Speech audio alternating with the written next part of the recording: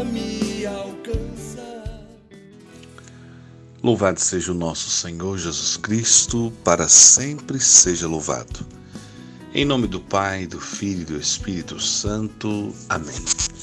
Bom dia, eu sou João Batista e venho até você com as palavras de esperança. E nós estamos aí concluindo já a primeira carta de São João. Hoje nós vamos meditar o capítulo 5, capítulo 5, de 9 a 13. Deus nos deu a vida eterna.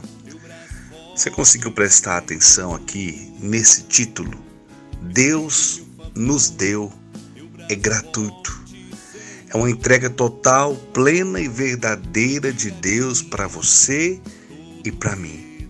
Hoje eu quero convidar você, meu irmão, minha irmã, a tomar posse dessa grande graça que o Senhor já conquistou para cada um de nós.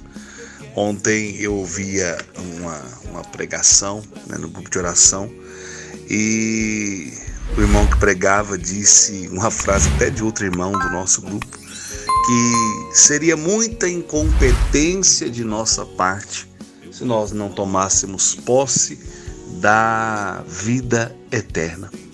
Aquilo me chamou a atenção, porque é verdade, já foi conquistada para nós. Aí o próprio título já diz, Deus nos deu a vida eterna. E nós sabemos que essa grande graça foi alcançada para cada um de nós em Jesus Cristo, nosso Senhor e Salvador, pela sua obediência, amor e fidelidade. Vamos à leitura, vamos meditar aquilo que o Senhor tem reservado para nós. Em nome do Pai, do Filho e do Espírito Santo. Amém. Aceitamos o testemunho dos homens. Ora, maior é o testemunho de Deus, porque se trata do próprio testemunho de Deus, aquele que ele deu do seu próprio Filho. Aquele que crê no Filho de Deus tem em si o testemunho de Deus. Aquele que não crê em Deus o faz mentiroso, porque não crê no testemunho que Deus deu a respeito de seu Filho. E o testemunho é este: Deus nos deu a vida eterna. E esta vida está em seu Filho. Quem possui o Filho, possui a vida. Quem não tem o Filho de Deus, não tem a vida. Isto vos escrevi, para que saibais que tendes a vida eterna, vós que credes no nome do Filho de Deus. Palavra do Senhor, graças a Deus. Acredito que o grande segredo da leitura está no versículo 13. Apenas um versículo dando conclusão a essa parte da leitura, né? Isto vos escrevi, é João que está dizendo, para que saibais que tendes a vida eterna. É uma garantia. Já foi algo conquistado para nós. Isto vos escrevi para que saibais que tendes a vida eterna, vós que credes no nome do Filho de Deus. Para você e eu que acreditamos no nome de Jesus, essa vida eterna já foi conquistada. Queridos, eu sempre falo muito aqui nas palavras de esperança sobre essa questão de santidade, né? E é sempre algo que eu já percebi que chama muita atenção dos irmãos. E eu, de um tempo para cá, isso tem feito parte, assim, constantemente das minhas pregações, daquilo que eu tenho refletido, das leituras que eu tenho feito, do olhar em relação às atitudes das pessoas, em relação àquilo que o mundo de hoje tem oferecido. E nós temos percebido o povo muito desnorteado, muito sem um olhar fixo para a eternidade. Temos visto uma sociedade que só pensa nos prazeres momentâneos. Tudo tem que ser rápido, tudo tem que ser para agora. A gente até ouve algumas expressões e a gente percebe que as pessoas querem as coisas de uma forma muito automática. E a gente sabe que às vezes aquilo que é conquistado repentinamente não é tão valorizado como se deveria. quando você luta muito por alguma coisa que você queria ter, quando você luta, quando aquilo custa o seu suor, seu esforço, seu empenho, você valoriza muito mais. E o que a gente às vezes percebe é que as pessoas não têm às vezes dado devido valor à vida eterna, aquilo que já foi feito por cada um de nós, sabendo que Cristo morreu para nos salvar, sabendo de toda a sua doação, de toda a sua obediência, de todo o seu amor. E o que a gente pensa às vezes é isso, algo que já foi conquistado, algo que é para a eternidade, e que no momento certo, quando nós concluímos a nossa missão aqui, nós iremos receber de Deus. Parece que isso que é de graça não tem valor das pessoas. Só que eu queria convidar você a refletir o seguinte: Deus enviou para este mundo o seu Filho único. Pode às vezes não ter custado o seu suor, o seu sangue, o seu sofrimento, mas custou todo o sofrimento, toda dor, toda a humilhação que o Filho de Deus teve que passar. Então, quando você não der o devido valor à salvação conquistada para você, pense um pouquinho mais em tudo aquilo que o Filho de Deus teve que passar por cada um de nós. Irmãos, nós não podemos ser ingratos a esse ponto, meu Deus.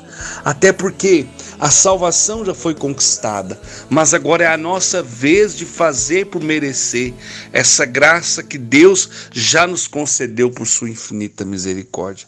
Nós temos que fazer a nossa parte para recebermos de Deus esse prêmio, essa justiça. Nós vemos um mundo hoje que fala muito desse Deus amor, desse Deus que perdoa tudo, desse Deus que me aceita do jeitinho que eu sou. Realmente, esse é o nosso Deus. Mas Ele sempre está nos dando uma oportunidade de sermos pessoas melhores. Já parou para pensar que às vezes as lutas que você tem travado, as dores que você tem enfrentado, sejam para modelar teu coração? Será que elas não estão sendo para levar você a ter mais vida de oração? Eu tenho muitas pessoas aqui no grupo de Palavras de Esperança que sempre entram em contato comigo. Inclusive no dia de ontem, uma jovem testemunhava o que ela era no ano passado e o que ela é esse ano, o quanto ela mudou, mas o quanto que o sofrimento teve que bater a sua porta, quantas realidades difíceis ela teve que viver para entender o que Deus tem feito constantemente para nós. A palavra de esperança nesse dia para você e para mim estamos sendo gratos a essa doação plena de Cristo na cruz por você e por mim? Estamos esforçando para acolher com todo amor essa grande graça já conquistada para nós? Estamos testemunhando às pessoas aquilo que Deus tem feito na nossa vida? Você percebe que o versículo 9 começou dizendo assim: olha, aceitamos o testemunho dos homens. Quantas vezes testemunhos lindos, maravilhosos de conversão, de vida nova, tudo pelo nome de Jesus, são dados. E a gente é tocado pelo testemunho das pessoas, e a gente emociona, a gente chora, mas às vezes a gente não muda de vida, gente. O que está adiantando? A gente fala de santidade, a gente prega santidade, as pessoas querem o milagre, as pessoas querem a bênção, as pessoas querem a cura, mas as pessoas não estão mudando de atitude, porque estão nessa mentalidade: Deus é bonzinho, Deus é amor, e estão esquecendo da justiça de Deus que vai entrar em ação na hora certa. Então, se dores, dificuldades, sofrimento têm batido a sua porta, que essas realidades te levem a ser uma pessoa melhor. Deus nos deu a vida eterna, então tudo isso que Ele está permitindo que eu e você enfrente, o que a humanidade está enfrentando neste momento, todo esse colapso, toda essa realidade na questão de enfermidade, da questão da pandemia, será que isso não está amolecendo o nosso coração? Será que isso não está nos fazendo pessoas mais santas, com um coração mais puro, com um desejo de vida nova? Hoje nós estamos aqui, será que amanhã nós estaremos? Então as pessoas estão vivendo como se o céu não existisse, como se a eternidade não existisse. Estão vivendo como se isso aqui fosse o fim de tudo. E não é, gente. Nós lutamos, nós estamos a cada instante dando passos na direção da eternidade, na direção da vida eterna, daquilo que já foi conquistado para nós e que nós temos que fazer de tudo para recebermos de coração aberto isso que o Senhor Jesus já fez por cada um de nós. Olha que bonito do versículo 9. Ora, maior é o testemunho de Deus, porque se trata do próprio testemunho de Deus, aquele que Ele deu do seu próprio Filho. Olha, é como se a palavra estivesse dizendo através de João para nós hoje: gente, tudo que eu tinha que fazer por você eu fiz. Como se o Senhor estivesse gritando ao meu e ao seu coração: eis o grande testemunho, eu dei o meu Filho na cruz para que você fosse salvo. Será que nem isso toca o nosso coração? E a gente continua mergulhado no pecado. A gente continua mergulhado na escuridão. Ah, Deus me aceita sim. Ele te aceita, porque Deus é amor. Mas Ele quer sempre que cada um de nós possamos fazer o melhor de nossa parte. Aquilo que cabe a nós, nós precisamos fazer. E dar testemunho. E contar para todas as pessoas o quão grande Deus é, quão maravilhoso Ele é, tudo que Ele tem feito por cada um de nós.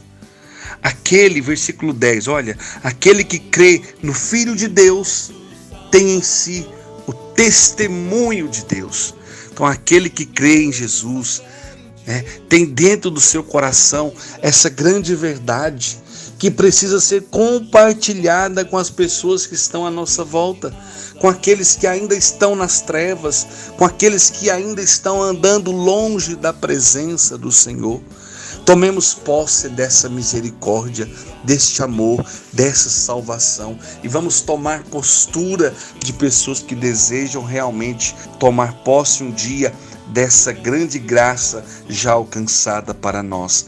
Deus nos deu a vida eterna. Façamos a nossa parte para merecer de Deus essa grande graça, essa grande bênção. Aquele que não crê em Deus o faz mentiroso, porque não crê no testemunho que Deus deu a respeito de seu Filho.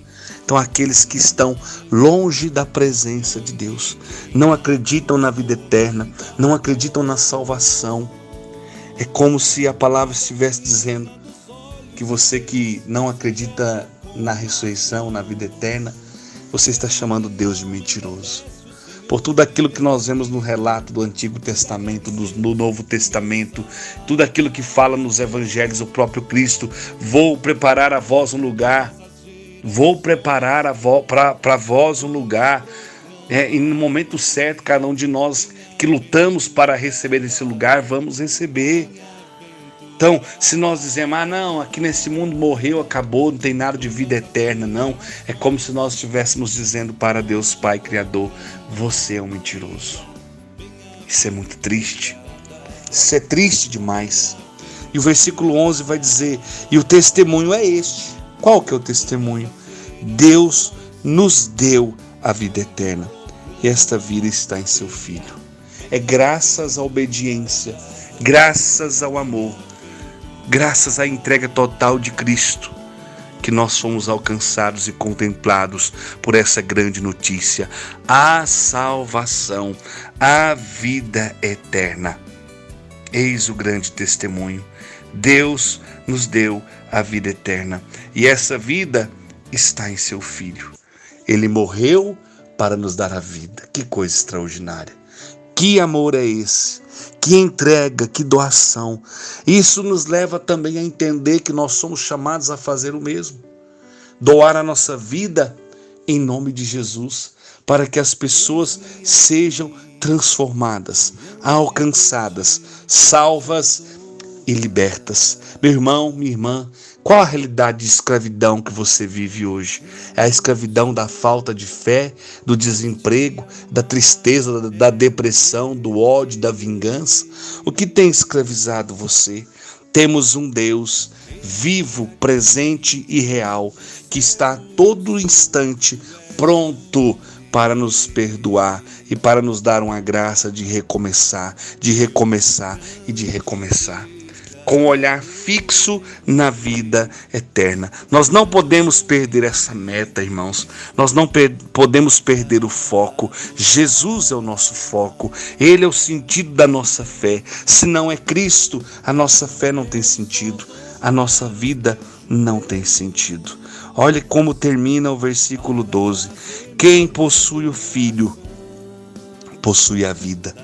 Quem não tem o Filho de Deus, não tem a vida.